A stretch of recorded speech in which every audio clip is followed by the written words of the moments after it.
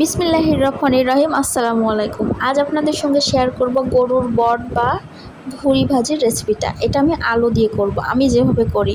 তো আমি এখানে প্রথমে আলুটাকে কিউব কিউব করে কেটে নিয়েছি, দেখতে পাচ্ছেন এই যে আলু নিয়েছি। আর তারপরে এখানেই তো ভুঁড়ি নিচ্ছি, ভুঁড়ি বা বট যে যেটাই বলে থাকেন, আমি কিন্তু ভুঁড়ি বলে থাকি। এটা ছিল গরুর ভুঁড়ি। তো এটা আগে থেকে জাল করে সিদ্ধ করে নিয়ে তারপরে কেটে রাখা হয়েছিল। তো এখানে আমি মশলাগুলো যে দিয়ে রাখছি, মশলাগুলো আছে রসুন হালকা পাটাই থেতো করে নেওয়া, খুব বেশি করে পাটা না।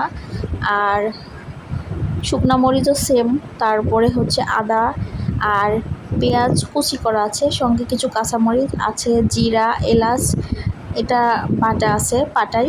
আর দারুচিনি ছিল, তেজপাতা। তো আমি কড়াইতে তেল দিয়ে দিয়েছি। আর আমি প্রথমে এখানে পেঁয়াজ কুচি আর কাঁচামরিচটা দিয়ে দিচ্ছি, তারপরে দিয়ে দিচ্ছি এই যে রসুন আদা আর শুকনো মরিচের যেটা আছে। আর তারপরে যে দারুচিনি তেজপাতা জিরা বাটা এলাচ সবগুলো দিয়ে দিচ্ছি, হলুদ পরিমাণ মতো দিয়ে দিচ্ছি, লবণ। সব মশলাগুলো দেওয়া হয়ে গেলে একটু নাড়াচাড়া করে নিব। আর এই যে দেখতে পাচ্ছেন একটা সুন্দর কালার চলে আসছে আর ঘ্রাণও বের হয়েছে। এটা কিছুক্ষণ কষিয়ে নিয়েছি। আর এর মধ্যে আমি আলুটা দিয়ে দিচ্ছি। ভুঁড়ি ভাজিতে মূলত আলু না হইলে মজা লাগে না। তো এই তো আলুটা দিয়ে অনেকক্ষণ নাড়বো। আলু কিন্তু একটু যখন হালকা একটু সিদ্ধ হবে তখন এর মধ্যে ভুঁড়িটা দিয়ে দেবো। তো আমার ঢেকে দিয়েছিলাম, এর মধ্যে আলুটা সুন্দর সিদ্ধ হয়ে গিয়েছে। আর এরপর আমি যে ভুঁড়িটা রেখেছিলাম সেটা দিয়ে দিচ্ছি।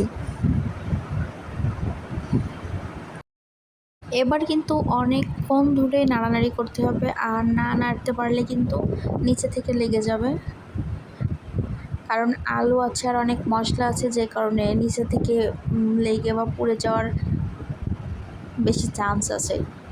তো এই যে দেখতে পাচ্ছেন আমি কিন্তু নাড়ানাড়ি অনেকক্ষণ ধরেই করছি। মাশাআল্লাহ, আমার রান্নাটা কিন্তু শেষ হয়ে গেছে। এই যে দেখতে পাচ্ছেন কি সুন্দর ভাজা ভাজা হয়ে গেছে। আসলে এই গরুর বট তো অনেকক্ষণ ধরে নাড়াচাড়া করতে হয়, আমি কিন্তু অনেকক্ষণ ধরে রান্না করতেছি। যদিও ভিডিওতে দেখা যাচ্ছে যে 2-4 মিনিটে হয়ে যাচ্ছে, কিন্তু না, অনেকক্ষণ টাইম লাগে। এটা খাইতে যতটা না মজা, রান্না করতে ততটাই বেশি কষ্ট হয়। কিন্তু আমার বট ভেজি কমপ্লিট। এখন আমি একটা মশলা দেবো আর কি, জিরা ভাজা করে গুঁড়ো করে রেখেছি সেটা দেবো। এটা দিলে অনেক মজার একটা ফ্লেভার আসে। এই যে এটা আমি দিয়ে নিচ্ছি, খুব সুন্দর একটা গন্ধ আসে, অনেক ভালো লাগে। আজকের ভিডিওটা এই পর্যন্ত। আল্লাহ হাফেজ। অবশ্যই লাইক কমেন্ট এবং শেয়ার করে পাশে থাকবেন।